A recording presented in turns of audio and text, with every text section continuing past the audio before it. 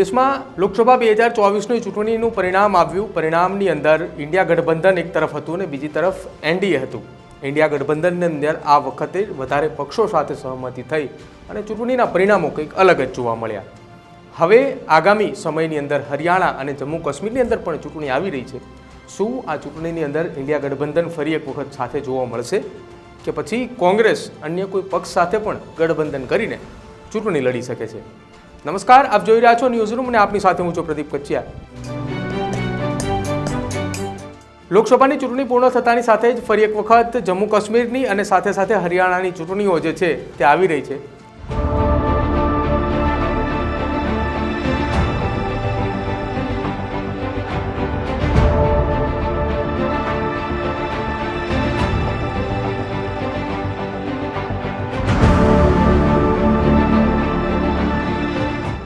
હરિયાણાની અંદર 90 બેઠક ઉપર વિધાનસભાની ચૂંટણી છે અને આ ચૂંટણીને લઈને કોંગ્રેસ પક્ષ હરિયાણાની અંદર વધુ મજબૂતાઈ સાથે આગળ વધતું હોય તેવું દેખાઈ રહ્યું છે। પરંતુ બીજી પક્ષે પંજાબની અંદર આમ આદમી પાર્ટીની સરકાર છે અને પંજાબની અંદર આ સરકારનો ફાયદો ક્યાંક હરિયાણાની અંદર આમ આદમી પાર્ટીને મળી શકે છે। જો બંને પક્ષો સાથે રહીને ચૂંટણી લડે તો ક્યાંક ભારતીય જનતા પાર્ટીને સામે ટક્કર આપી શકે।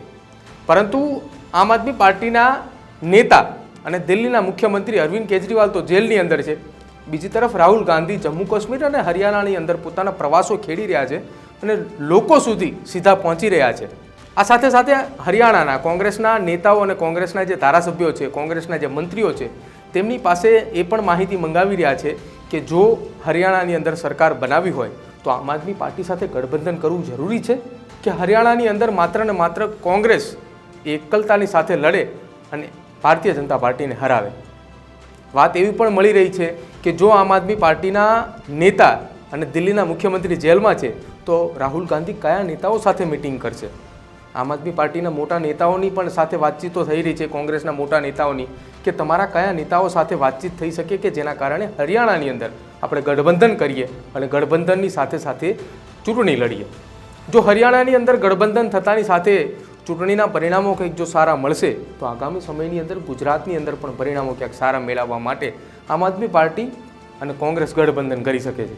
જો ભૂતકાળની અંદર આ પ્રકારનું એક ગઠબંધન નહોતું કર્યું અને ગુજરાતની અંદર 2022ની ચૂંટણીની અંદર ન તો આમ આદમી પાર્ટી ફાવી ન તો કોંગ્રેસ ફાવી અને ભારતીય જનતા પાર્ટી 156 બેઠક સાથે ગુજરાતની અંદર સરકાર બનાવી।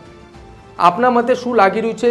હરિયાણાની અંદર કોંગ્રેસની સરકાર બનાવવા માટે કોંગ્રેસ આમ આદમી પાર્ટી સાથે ગઠબંધન કરે છે કે કેમ?